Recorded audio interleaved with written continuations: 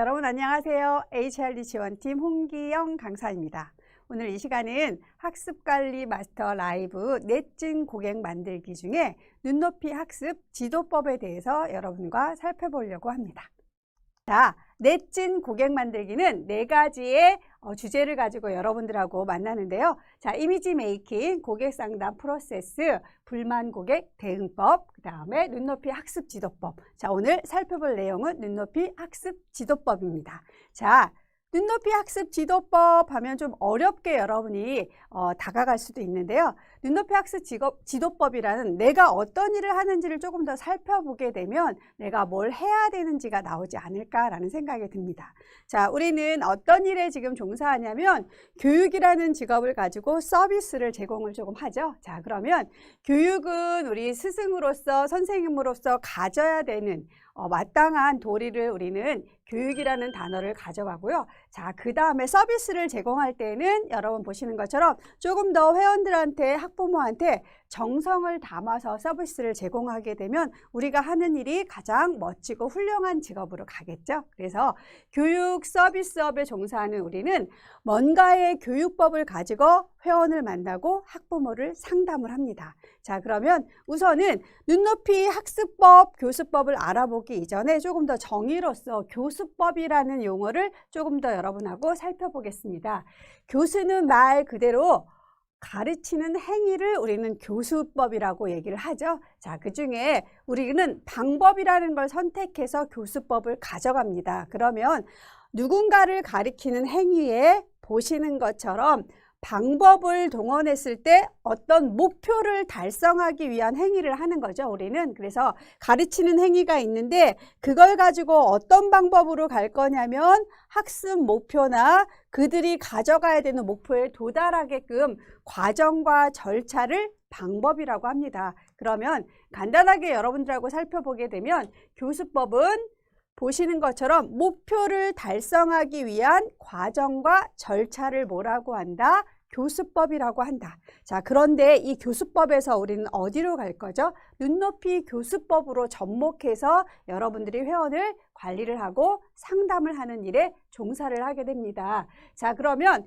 교수법이라는 건 누군가를 가르쳐서 목표하고 절차에 도달하게끔 가려면 보시는 것처럼 기본적으로 교수법을 만나기 이전에 우리가 알고 있어야 되는 내용들이 있죠. 그래서 보시는 것처럼 첫 번째, 개인별 능력별이라는 게 어쩌면 여러분들이 보시는 것처럼 가장 큰 눈높이 학습법의 모태가 될 수 있습니다. 그러면 그 눈높이 학습법을 우리가 개인별 능력별로 가려면 보시는 것처럼 첫 번째, 학습자의 특성을 먼저 고려하는 게 가장 첫 번째겠죠. 그래서 학습자의 특성을 고려하고 학습 내용을 먼저 확인을 합니다. 그러면 여러 가지 학습자의 특성이 있는데 그 중에서 우리는 뭔가의 교육 서비스를 제공하기 때문에 이 학습자가 기존에 가지고 있었던 지식을 먼저 조금 더 확인할 필요가 있겠죠. 그래서 학습자의 특성하고 그 다음에 내용을 확인했다라면 두 번째 여러분이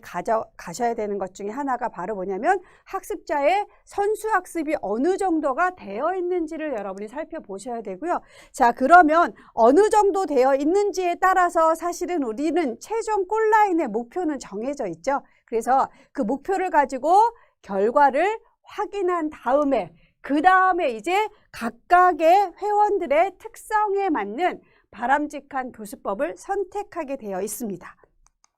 자, 이렇게 교수법을 선택하고 이제 여러분 보시는 것처럼 여러분 우리는 수업이라는 단어 쓰죠. 그래서 수업을 실행을 하고 그 다음에 중요한 것 중에 하나 바로 실행한 다음에 뭐 하셔야 돼요? 평가, 피드백을 해야 이들이 바람직한 방향에 도달할 수 있겠죠. 그래서 교수법의 선택 절차 첫 번째, 학습자의 특성과 뭘 확인한다? 내용을 확인하고 그 다음에 두 번째가 선수학습에 대해서 여러분들이 확인하면 그 다음에 들어가야 되는 내용 중에 하나가 바로 뭐냐면 그러면 그 학습을 통해서 목표하고 학습 결과를 우리는 알고 그 다음에 그 회원에 맞는 바람직한 교수법을 선택을 하고 수업을 진행한 다음에 가장 중요한 맨 마지막이 바로 뭐죠? 평가와 피드백으로 연결된다는 걸 여러분들이 보시면 됩니다. 이런 가장 큰 누군가를 알려주는 교수법의 절차는 정해져 있고요. 이걸 눈높이로 여러분들하고 저하고 조금 더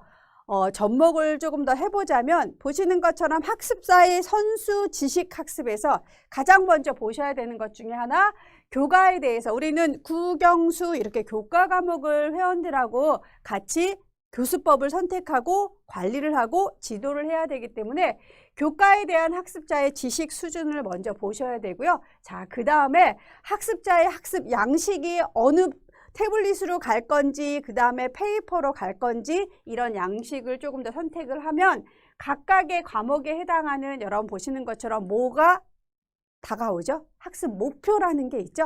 가장 사실은 오늘 교수법 중에 여러분이 가장 크게 보셔야 되는 것 중에 하나가 관리하는 제품은 모두 다 뭐가 존재한다? 학습 목표가 존재한다라는 거죠.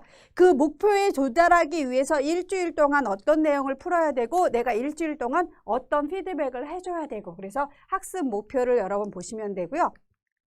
이런 학습 목표에 따라서 우리는 시설과 장비가 조금 더 다르죠. 이게 바로 학습자의 양식하고 조금 더 비슷합니다. 그래서 시설과 장비는 러닝센터냐, YC냐, 방문이냐, 태블릿이 있느냐, 없느냐 이런 모든 시설과 장비에 해당하고요. 자, 그 다음에 눈높이 교수법을 선택하는데 어느 정도의 이 아이가 학습에 대해서 나랑 공부하는 시간과 비용을 조금 더 투자를 해야 되는 이런 내용에 따라서 내가 어떤 교수법을 선택할지를 여러분들이 결정을 하시면 되고요. 자, 그 다음에 아이들이 적극적으로 수업에 참여하느냐, 참여하지 않느냐에 따라서도 조금 더 달라질 거고요. 자, 그 다음에 집단의 크기, 1대1인지 아니면 러닝센터처럼 아이들하고 모아놓고 자기주도하고 1대1 코칭을 할 건지 그래서 집단의 크기에 따라서도 조금 더 달라진다라고 여러분 보시면 되고요.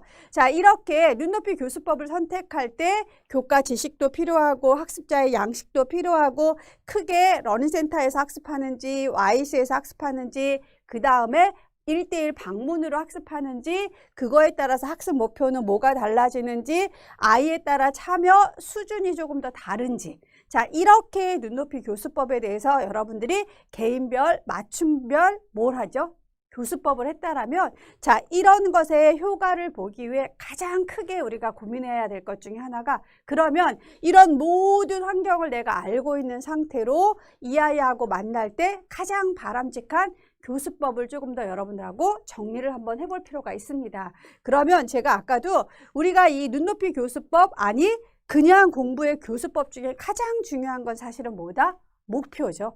그 목표에 해당하기 위해서 고교수학의 완성에 해당하기 위해서 나는 뭘 관리를 해야 되고 진도를 어떻게 나가야 되고 이렇게 해서 여러분들이 모든 제품을 관리할 때 제일 먼저 보셔야 되는 첫 번째가 바로 뭐냐면 학습 목표죠. 자, 이 목표로 진도 결정을 하고 교재를 제공하고 태블릿에서 문제를 제공을 했어요. 자, 그러면 두 번째. 학습 목표에 부합하는데 두 번째는 이제 아이들이 풀고 싶어지게끔 동기를 조금 더 유발해 주실 필요가 있죠. 자, 그래서 자기주도 학습이라는 걸 아이들이 공부를 할 때 누군가의 도움 없이도 가장 필요한 것 중에 하나가 바로 뭐냐면 동기를 유발하는 게 필요하고요. 자, 학습 목표에 부합했어요. 동기를 유발했어요. 자, 그럼 어떻게 하면 돼요? 능동적으로 학습자가 교재를 풀어내게끔 여러분들이 어떻게 하시면 돼요? 코멘트를 달아준다거나 흥미를 조금 더 유발해 주시면 되는 거죠. 자, 능동적으로 참여하게 학습 목표도 읽어보라고 얘기를 해주시면 되고 이렇게 선생님하고 능동적으로 참여할 수 있게끔 질문법을 여러분이 가져가시면 되고요. 자, 이런 상태에서 사실은 눈높이 학습법에서 가장 중요한 저는 첫 번째 목표 되게 중요하고요. 그 다음에 네 번째가 가장 중요하죠. 결국은 우리는 공부라는 걸 가지고 성장을 하지만 이 공부에는 가장 중요한 것 중에 하나가 바로 뭐냐면 반드시 뭐가 존재한다? 개인차가 존재한다라는 얘기거든요. 그래서 학습자의 개인차를 고려하는 것이 가장 바람직한 교수법 중에 하나다라고 보시면 되고요. 자, 그러면서 결국은 내가 능동적으로 움직이고 내 것으로 만들기 위해서 가장 핵심 키워드 중에 하나가 바로 뭐냐면 선생님의 설명을 많이 듣거나 누군가의 코칭을 받는 것보다는 완전학습의 가장 중요한 부분은 본인의 뭐가 되게끔 본인의 완전 학습이 되게끔 연습의 기회가 많이 주어지도록, 그래서 학습이 끝나면 반드시 뭐가 필요해요? 내 스스로가 완전 학습할 수 있는 기회를 주어지도록 하는 게 가장 좋다라는 걸 여러분이 보시면 되고요. 자, 이렇게 내가 완전 학습이 됐다라면 다음 진도를 나가기 위해서, 아닌 지금까지 학습한 것의 진척도를 여러분들이 체크를 하시고 맨 마지막에 이제 가셔야 될 것 중에 피드백이 주어지는 거죠. 그래서 가장 바람직한 교수법 첫 번째는 목표에 부합돼야 되고요. 두 번째, 동기 유발이 돼서 스스로 학습을 할 수 있어줘야 되면서 능동적으로 아이들이 학습에 참여하면 가장 좋겠죠. 자, 그러면서 제가 가장 또 이 교수법 중에서 오늘 키워드로 가야 될 것 중에 하나가 학습자의 개인차를 고려한다. 이게 바로 눈높이 학습법이죠.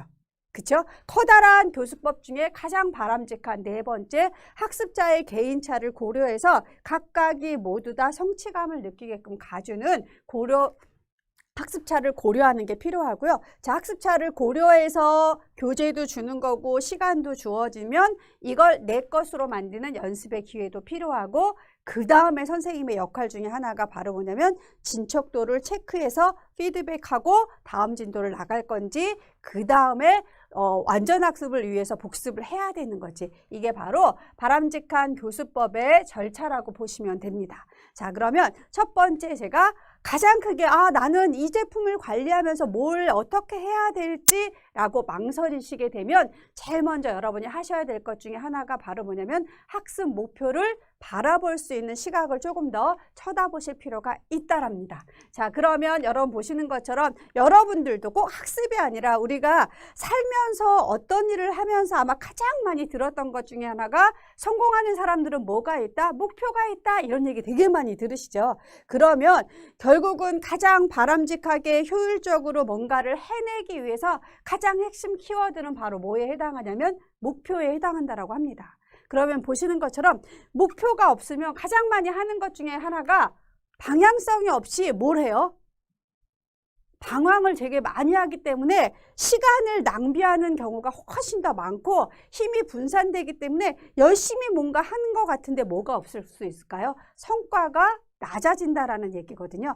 그래서 여러분들이 보시는 것처럼 명확하게 우리도 살면서 목표가 주어진다라면 학습에는 더더욱 뭐가 필요하다? 명확한 목표가 있어야 돼요. 그러면 여러분이 보시는 것처럼 각각의 관리하는 제품의 목표가 존재한다라면 학습자에게 동기를 유발해 줄 수도 있고요. 공부의 흥미를 지속적으로 유지해 줄 수도 있고요. 그 다음에 더더욱 중요한 것 중에 하나가 바로 뭐냐면 성과를 높일 수 있다라는 거거든요. 그래서 가장 바람직한 교수법 첫 번째가 이 공부를 통해서 내가 가고자 하는 목표를 정확하게 내가 인지하고 회원을 관리할 필요가 있다라는 거예요. 그래서 목표의 기능은 방향을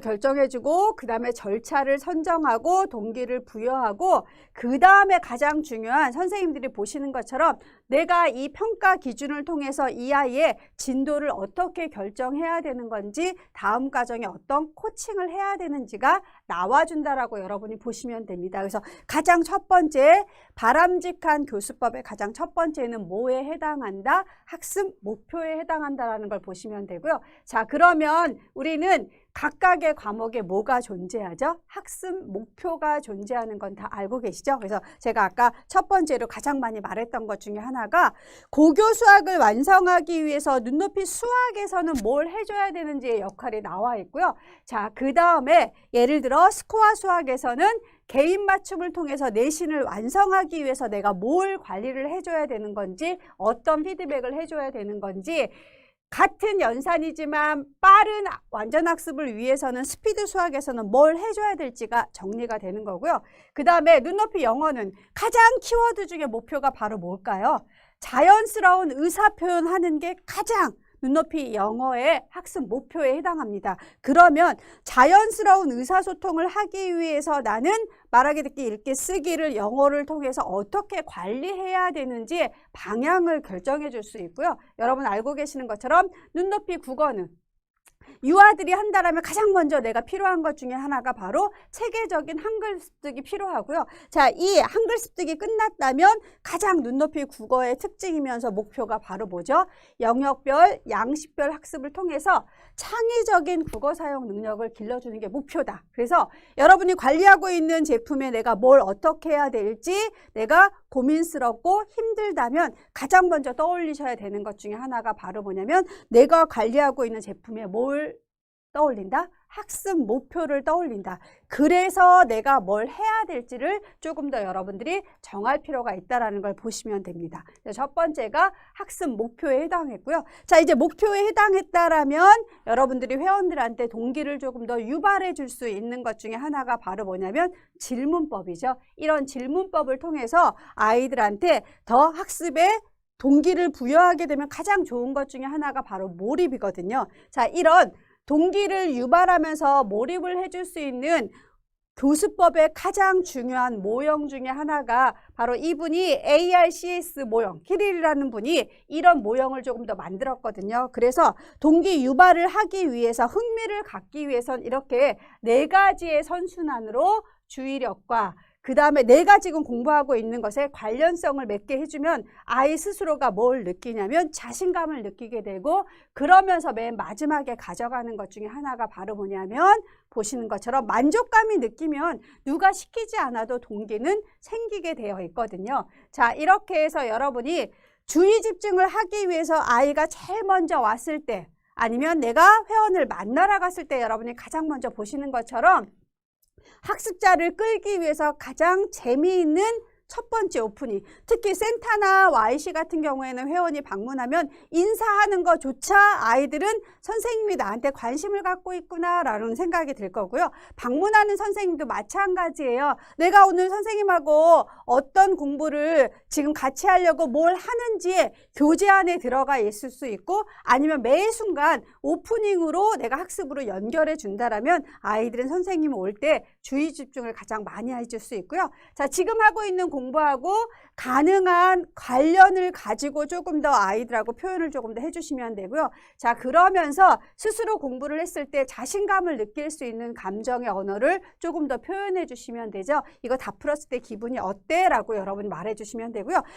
교재를 다 못 해놨을 때 자, 교재 못 해놓으니까 조금 더 불편하지. 그래서 선생님하고 조금 더 자신 있고 당당하게 하기 위해선 내가 성공의 주도성을 가지고 있을 때 자신감이 생긴다고 얘기를 해주셨으면 좋겠고요. 그 다음에 만족감은 여러분이 지금 보시는 것처럼 스티커도 붙여주지만 다 해놨을 때 내가 어떤 기분이 드는지에 내재적인 만족감도 여러분이 주실 필요 있다는 걸 보시면 됩니다. 자, 그러면 주의 집중, 관련성, 자신감, 만족감을 통해서 여러분들이 수업을 조금 더 진행할 수 있을 겁니다. 그래서 수업을 시작할 때 제일 먼저 아까도 제가 말씀드렸다시피 오늘 인사부터 조금 더 시작을 해줬으면 좋겠고요. 오늘 뭐 해야 될지 혹시 알고 있을까라고 물어봤을 때 아니요, 몰라요 라고 얘기하지만 선생님이 첫 번째 계속 어떤 공부를 할 건지를 물어보게 되면 아이들은 조금 더 그거에 대해서 대답할 준비를 가지고 선생님을 만날 거라는 거예요.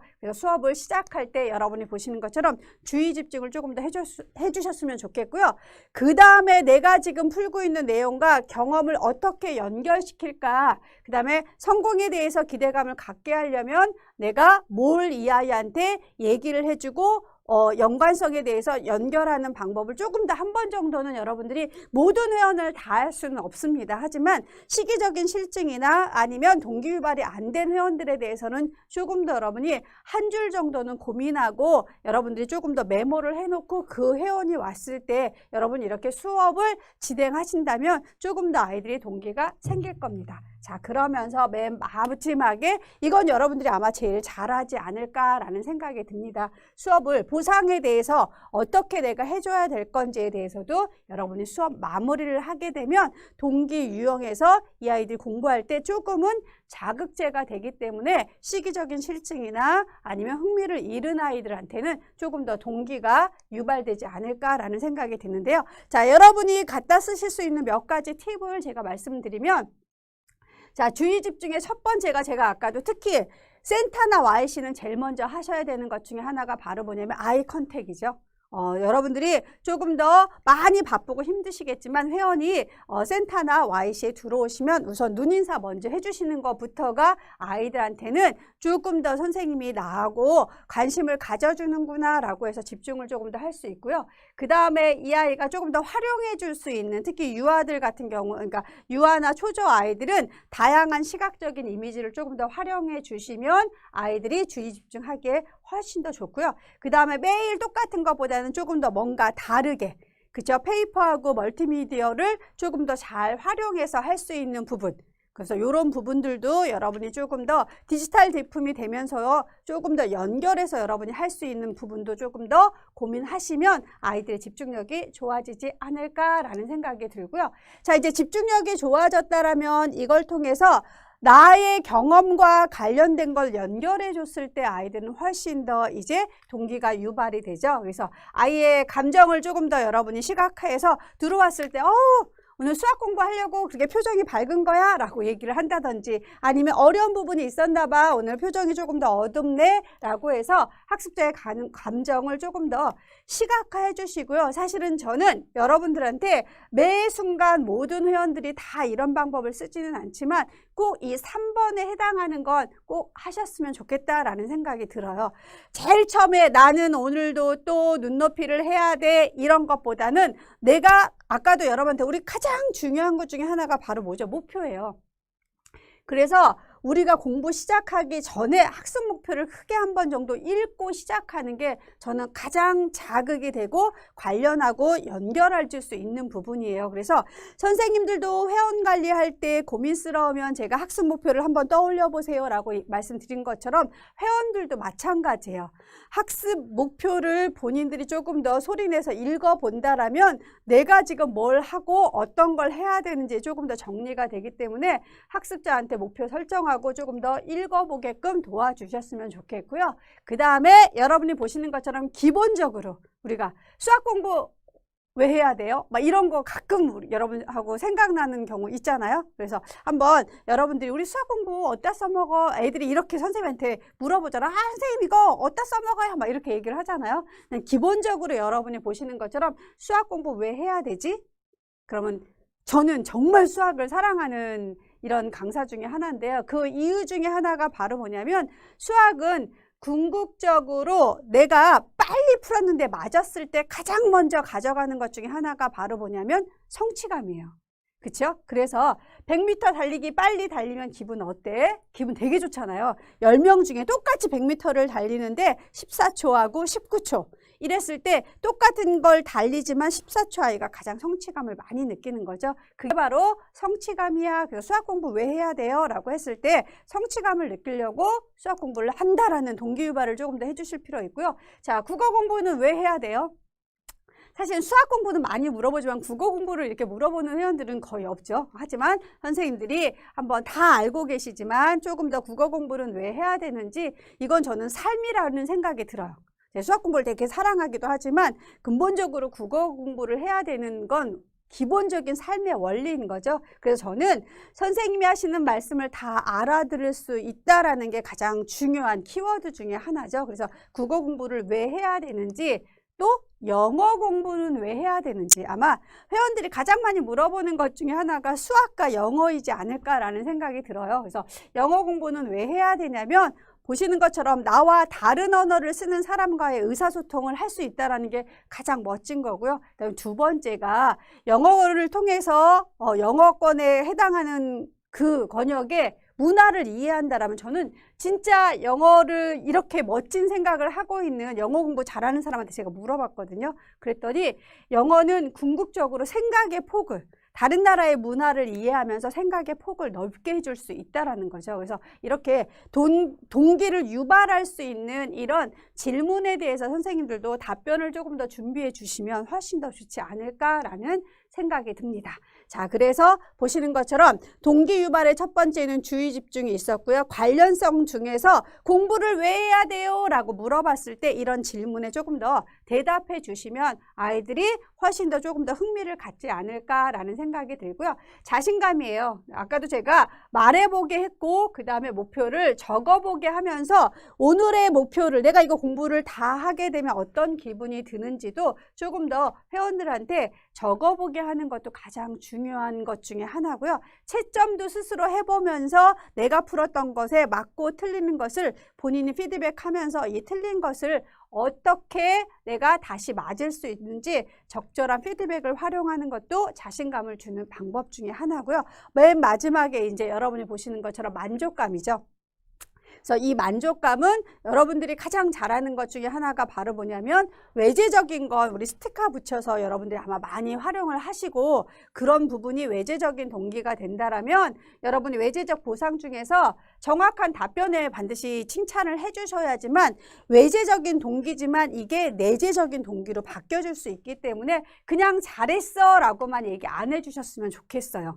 뭘 어떻게 잘했는지 정확한 답변에 칭찬해 주면서 그 답변이 뭔지까지도 얘기를 해주면 아이들은 아 내가 이걸 잘해서 선생님한테 칭찬을 받는다면 나는 이걸 나중에 어려운 과제를 해낼 때도 그걸 잘하면 어려운 걸 해낼 수 있겠구나 라고 가지기 때문에 두 가지를 조금 더 다 해주셨으면 좋겠어요. 외재적인 보상이 내재적인 강화로 조금 더 연결될 수 있게끔 여러분들이 조금 더 동기 유발을 가지고 회원들한테 만족감을 주시는 건 필요하다라는 걸 보시면 돼요. 그래서 바람직한 우리가 교수법 첫 번째가 학습 목표였고요. 두 번째가 바로 동기를 유발할 수 있는 걸 해주시는 게 가장 중요합니다. 자, 이제 세 번째는 여러분들이 보시는 것처럼 내가 바람직한 교수법 중에서 다 선생님이 뭔가를 하려고 하시는 것보다는 지금 그림에서 보는 것처럼 학습자가 능동적으로 참여해서 완전학습으로 가기 위한 퍼센테이지를 지금 나열을 해놨거든요. 자, 깜짝 퀴즈 들어간다라면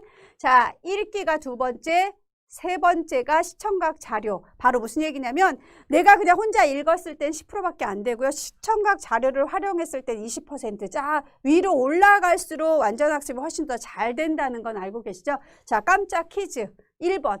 가장 내가 완전학습하기에 가장 적은 도구가 있어요. 어쩌면 우리는 지금 현재 그걸 가장 많이 쓰려고 하고 있는 것 중에 하나가 있죠. 바로 뭐냐면 제가 지금 하고 있는 이런 강의 아니면 선생님들이 아이들한테 설명해주는 이 코칭이 능동적으로 참여하는 이런 도구 중에 가장 낮은 것 중에 하나죠. 그래서 가장 높은 건 또 깜짝 퀴즈 두 번째. 가장 높은 건 뭐에 해당할까요? 아마 다 알고 계실 거예요.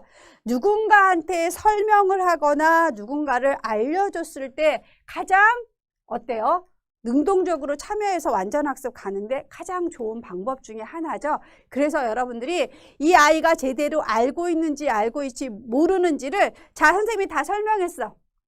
자, 알아들었어? 이거 아니죠. 자, 선생님이 지금 얘기한 걸 네가 다시 한번 말해봐 라고 했을 때 이 아이가 제대로 아는지 모르는지를 파악하기 가장 좋은 방법 중에 하나죠. 그래서 여러분들이 이 아이가 이걸 알아들었는지 못 알아들었는지 잘 모르겠다 라고 했을 때 직접 설명해 보기를 하게 되면 이 아이가 잘 알아들었는지 알아들었지 않았는지 그러면서 능동적인 참여를 하게 되면 완전학습을 훨씬 더 빨리 갈 수 있는 것 중에 하나죠. 학습 목표, 동기를 유발했고 조금 더 능동적으로 참여하게끔 질문법을 여러분들이 조금 더 활용해 주셨으면 좋겠습니다.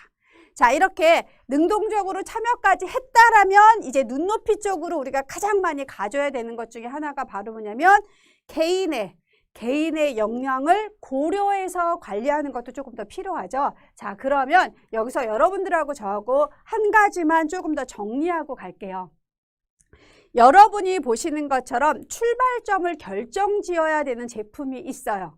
그게 바로 뭐냐면 눈높이 수학, 그 다음에 서밋 스피드, 눈높이 국어, 눈높이 영어. 크게 테스트를 받아서 출발점이 결정지어지는 부분들은 학습자의 개인차를 고려할 필요는 없어요. 왜? 출발점이 어디서부터 모두 시작한 거죠? 이 아이가 완벽하게 잘하는 부분부터 시작을 했기 때문에 여러분들이 출발점을 제대로 잡고 진도 결정을 한다라면 모든 아이들의 개인차는 다 똑같이 공부 잘하는 아이로 갑니다. 하지만 여러분들이 지금 눈높이 학습법에서 가장 고민하셔야 될 것 중에 하나가 바로 뭐냐면 스쿨 제품이죠. 내신 제품은 보시는 것처럼 우리는 1:1 학습이라는 걸 가지고 눈높이 학습법으로 접목은 했지만 보시는 것처럼 출발점을 우리가 결정하지 않기 때문에 여러분들이 개인차를 고려해서 역량별로 관리가 조금 들어갔을 때 아이들은 다 그 안에서 성장할 수 있다는 얘기예요. 지금 보시는 것처럼 매우 미흡한 아이가 갑자기 껑충 뛰어서 매우 잘함으로 갈 수 없습니다. 눈높이 학습법은. 눈높이 학습법은 스스로 공부해서 매우 미흡이 조금 더 올라가서 미흡, 미흡이 보통, 보통이 잘함, 매우 잘함으로 스스로 올라가기 때문에 여러분이 보시는 것처럼 학습차의 개인차는 반드시 고려해서 뭐가 필요하다? 관리법이 필요한데 그 관리를 해줘야 되는 제품은 바로 뭐다? 내신 제품이다. 그래서 그런 부분으로 여러분들이 회원이 들어왔을 때 바람직한 교수법의 출발점이 우리가 결정하는 건 개인차를 고려할 필요 없지만 출발점이 이미 이 아이의 선수학습에 대해서는 전혀 고려되지 않은 상태로 우리는 초등학교 1학년은 1학년 교과를 해야 된다라면 여러분들의 관리가 조금 더 개인차로 고려되실 필요가 있다라는 얘기거든요. 그래서 보시면 매우 미흡한 아이는 어떤 것부터 부족할까요? 집중력 안 돼 있는 거. 읽기 능력 부족한 거, 기본적으로 수하고 양하고 연결 안 되는 것부터 되어 있고요. 자, 그 다음에 조금 더 미흡해요. 집중은 조금 짧기는 해요. 읽기 능력도 되어 있지만 조금 더 미흡한 아이의 여러분들이 보시는 것처럼 가장 핵심 키워드 중에는 바로 개념을 이해하는 가장 커다란 도구 중에 하나가 제가 교과서라고 말씀을 드렸지만 그 교과서에서도 여러분이 우리 내신 제품의 가장 기본적인 개념 내용을 조금 더 읽게 해주시면 되고요. 자, 그 다음에 보통이에요. 개념도 조금 이해해요. 기초학력도 어느 정도 되어 있어요. 자, 그런데 시험이 생각보다 성적이 잘 나오지 않았을 때 내가 공부하는 걸 구조화할 필요가 있다라는 얘기거든요. 자, 이렇게 여러분이 보통의 아이가 잘함으로 올라가기 위해서는 조금 더 구조화하는 부분이 조금 더 필요하고요. 자, 이제 구조화가 됐다라면 보시는 것처럼 좀 잘해요. 자, 그러면 이 잘하는 아이를 매우 잘함으로 가기 위해서 선생님 사실은 보시는 것처럼 여러분들은 우리가 일반적으로 모두 다 오답 노트를 너무 많이 관리를 합니다. 근데 공부를 아주 못하는 아이들은요, 오답 노트 관리에도 본인이 왜 틀렸는지 관심이 없고요. 오답을 설명해줘도 잘 알아듣지 못합니다. 그래서 사실은 오답 노트는 여러분 보시는 것처럼 10개를 틀렸으면 10개를 다 관리하실 필요가 없다라는 얘기예요. 10개 중에서 이 아이가 10문제 중에서 조금은 알아들을 만한 문제 몇 개를 설명해 줬을 때 이 아이는 다시 그 문제를 틀리지 않기 때문에 오답 노트는 조금 더 공부를 잘하는 아이들한테 가장 효율적이고요. 자, 이제 상위권을 계속 유지하는 아이는 바로 기억을 강화하고 시험 문제를 푸는 거죠. 이렇게 4가지의 학습차를 고려해서 여러분이 회원 관리를 하실 필요 있고요. 제가 간단하게 팁을 하나씩 드리자면, 자, 매우 미흡은 아까도 말씀드렸다시피 바로 뭐죠? 이미 센타나 YC의 문도 어때요? 천천히 열고 앉아서 계속 엎드려부터 시작하고요. 그 다음에 내가 가서도 회원집에 방문했는데도 선생님한테 오지 않죠. 자, 이런 아이들의 가장 먼저 여러분 하셔야 될 것 중에 하나가 집중력이에요. 그래서 집중력을 하기에 가장 좋은 방법 중에 하나는요, 책상에 정 가운데를 조금 더 쳐다보게 할 필요도 있고요. 이렇게 6개의 점을 찍어서 이렇게 시점을 이동하게 되면 나도 모르게 조금 더 집중력이 생겨서 학습 이전에 조금 더 집중력을 강화하는 한두 개는 여러분이 가져가실 필요 있다라는 생각이 들고요. 또 여러분들한테 팁 하나만 더 드리면 집중력을 훈련하기에 가장 좋은 방법은 복식 호흡도. 그래서 공부하기 전에 공부를 매우 미흡하는 아이는 바로 학습에 들어가기 이전에 집중력 고정 훈련을 조금 더 하시면 좋겠다라는 말씀을 드립니다. 자, 매우 미흡을 가지고 우리가 해결해야 되는 부분 중에 하나가 집중력이 조금 더 필요하다라는 거 여러분이 보시면 되고요. 자, 이제 미흡하는 아이는 교과서 읽기부터 시작합니다. 그러면 보시는 것처럼 이 아이는 읽기와 개념이 있는데요. 자, 읽기 능력이 조금 더 갖춰졌는데 제대로 개념을 이해하기 위해서 여러분이 가져가셔야 되는 것 중에 하나가 내가 개념에 중요한 걸 교재 맨 앞에 이렇게 메모를 해주시고요. 자기주도 학습 노트에 이렇게 쓰게끔 도와주시면 돼요. 자, 그래서 이렇게 선생님의 교재 앞에 표기를 한다거나 자기주도 학습의 목표나 노트의 개념을 따라 쓰게끔 하면 아이들은 어느 정도 목표에 대해서 내가 가져가고 개념에 대해서 조금 더 이해할 수 있기 때문에 핵심 키워드는 자기주도 학습 노트에 개념을 이렇게 써보게끔 여러분들이 관리해 주시면 되고요.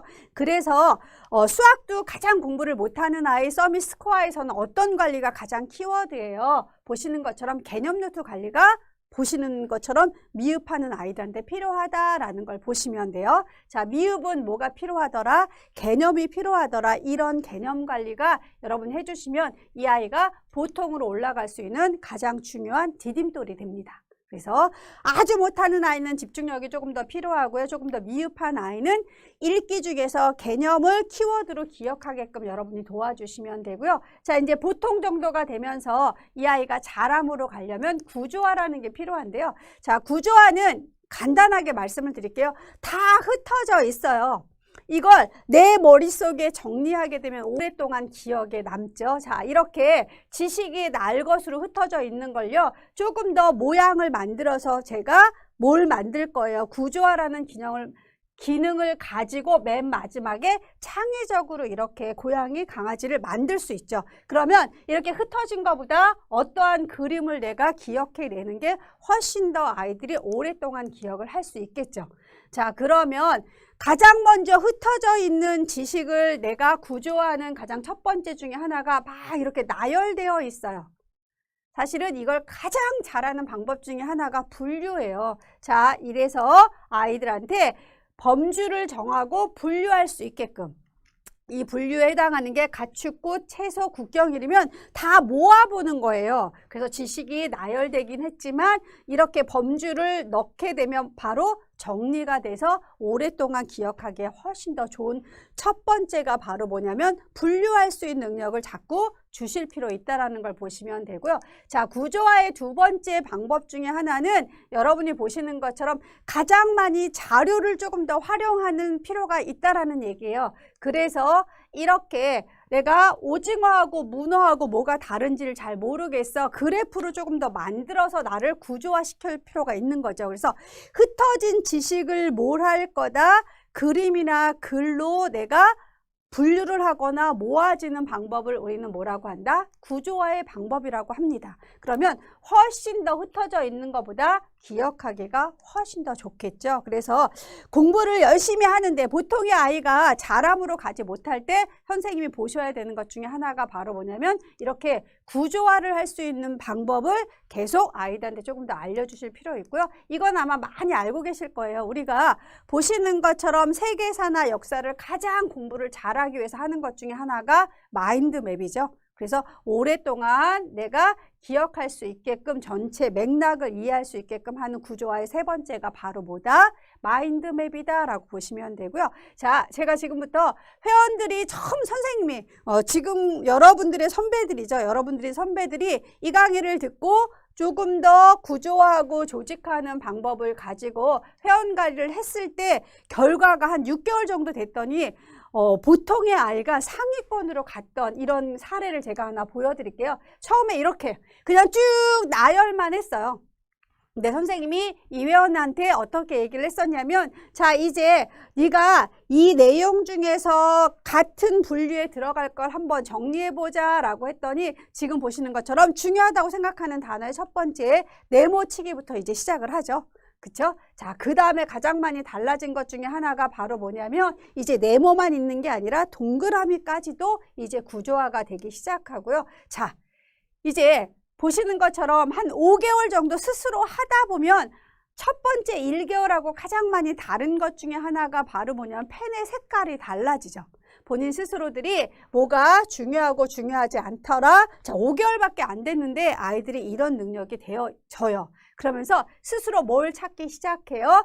중요한 것에는 별을 치기 시작을 하죠. 그러면서 6개월 정도 지났을 때는 색깔이 다 달라요. 이게 뭐에 해당해요? 바로 여러분이 범주를 가지고 구조화하면서 내가 중요하고 중요하지 않은지를 도식화했던 맨 마지막. 선생님이 이제 이런 내용을 조금 더 보내주셨기 때문에 여러분이 보시는 것처럼 보통의 아이가 자람으로 가기 위한 가장 중요한 도구 중에 하나가 바로 뭐다?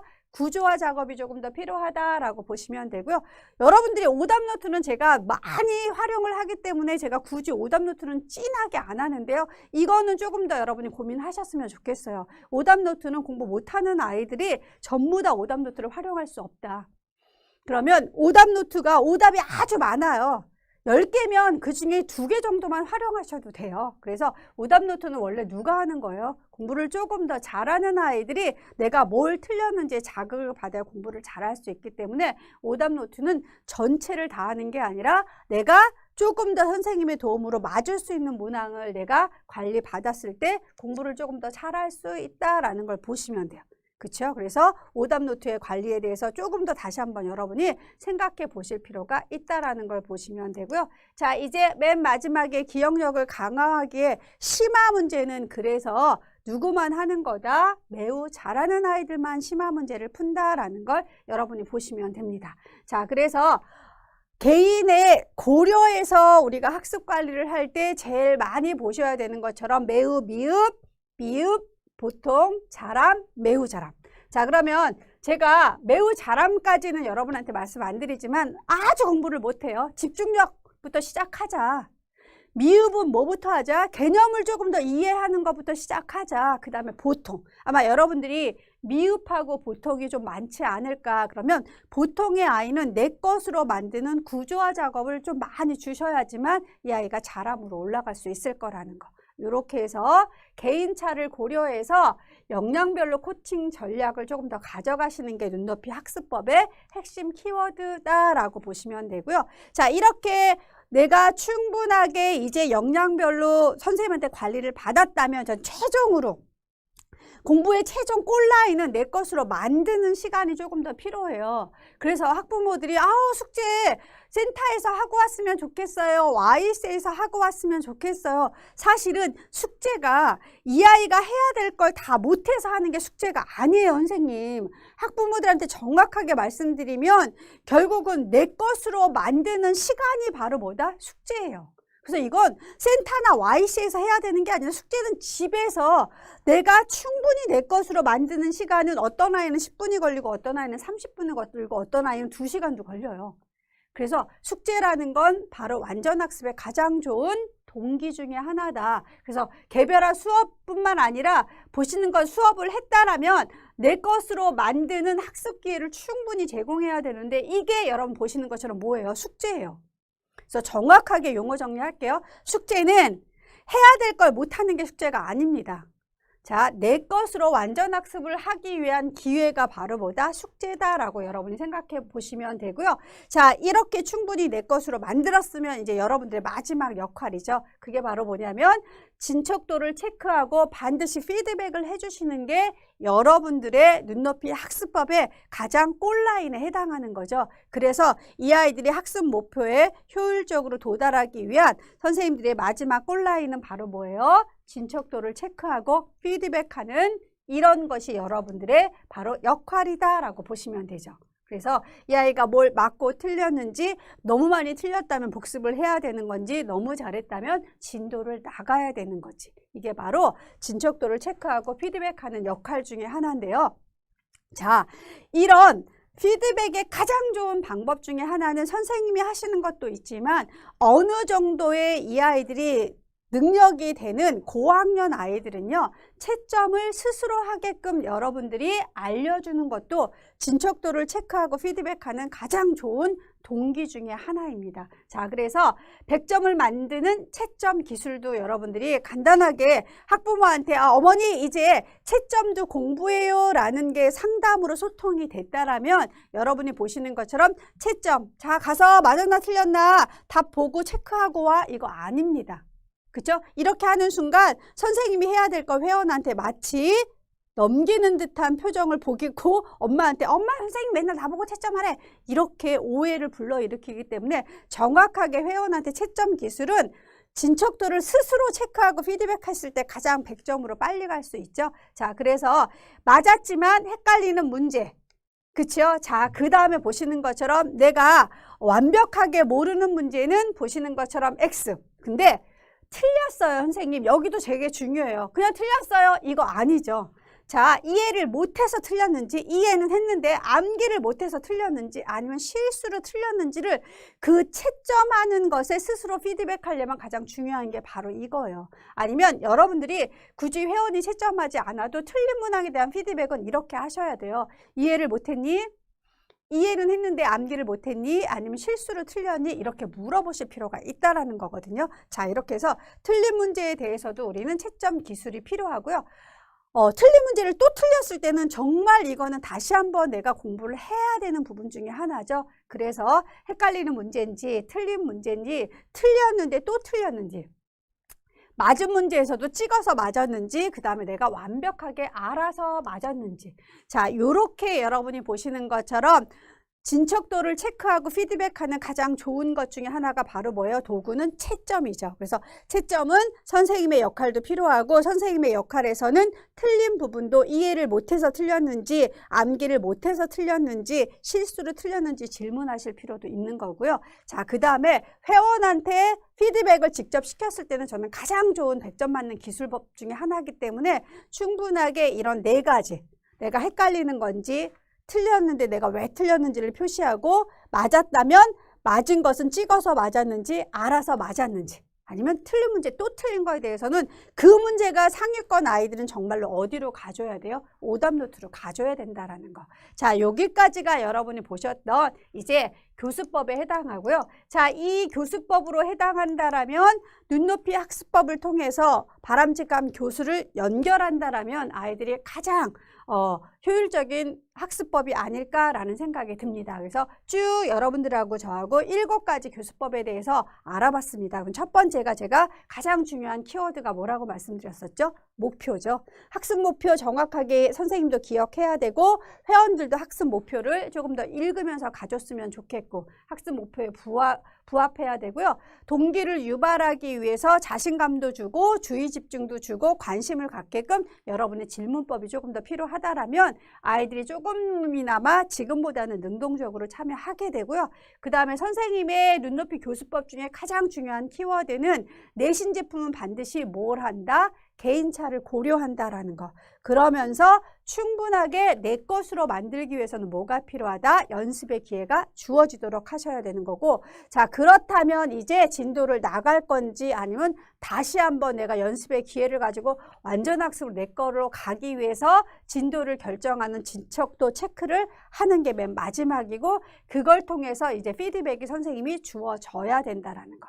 자, 여기까지가 이제 바람직한 교수법으로 눈높이 학습법을 연결하는 것에 대해서 이제 알아봤고요. 자, 이제 마지막. 그렇다면 내가 눈높이 선생님으로 핵심 업무를 뭘 해야 될지 이제 7가지의 교수법을 조금 더 알았다면 핵심 업무는 여러분이 지금 잘하고 계세요. 그죠? 잘하고 계시겠지만 여러분들하고 저하고 조금 더 정리를 하자라면 교육하고 서비스를 한다라고 제가 말씀을 드렸었고 그러면서 여러분은 교육 컨설턴트죠. 이런 교육 컨설턴트의 나의 핵심 역량은 지금 하고 있지만 한번 플로우로 여러분이 조금 더 기억한다라면 제일 먼저 우리 회원들한테 각각의 내가 뭘 해줘야 되는 건지 그래서 어떤 방법으로 전달할 건지 그래서 올바르게 이 아이의 진도 결정을 해서 이 아이가 학습할 때 조금 더 적극적으로 참여할 수 있게끔 교수 기획을 하는 게 첫 번째고요. 그러기 위해서는 여러분이 학습관리 마스터도 지금 교재 연구 차원으로 듣고 계신다면 여러분이 보시는 것처럼 조금 더 교재를 풀어보시거나 학습 목표에 해당하는 내용에 대해서 교재하고 연결하실 필요가 있는 거죠. 그래서 교수를 학습법에 대해서 조금 더 기획을 한다라면 교재 연구가 필요하죠. 끊임없이 교재 공부를 조금 더 해주시면 좋지 않을까라는 생각이 들고요. 자, 그 다음에 회원의 역량이나 성향에 따라서 제가 아까는 역량만 말씀드렸는데 성향에 따라서도 조금 더 회원 지도에 대해서 선생님들이 고민하실 필요가 있고요. 그러면서 여러분들의 역할은 평가하고 상담하는 것. 그래서 눈높이 선생님들의 핵심 역량은 바로 이렇게 5가지 지금 현재 하고 계시죠? 하지만 조금 더 이거의 선순환으로 가기 위해서 내가 이 5가지 영역 중에 뭐가 조금 더 부족한지를 조금 더 고민하셔서 아마 맞춰 나가시면 가장 훌륭한 눈높이 선생님이 되지 않을까라는 생각이 듭니다. 자, 이래서 여러분들하고 이제 눈높이 학습법에 대해서 조금 더 알아봤고요. 그 학습법을 통해서 내가 어떤 업무를 해야 될지 핵심 업무를 조금 더 정리를 했습니다. 그래서 아마 여러분이 이거를 통해서 가장 멋진 눈높이 선생님으로 거듭나지 않을까라는 생각이 듭니다. 자, 이것으로 제 강의를 모두 마치겠습니다. 수고하셨습니다.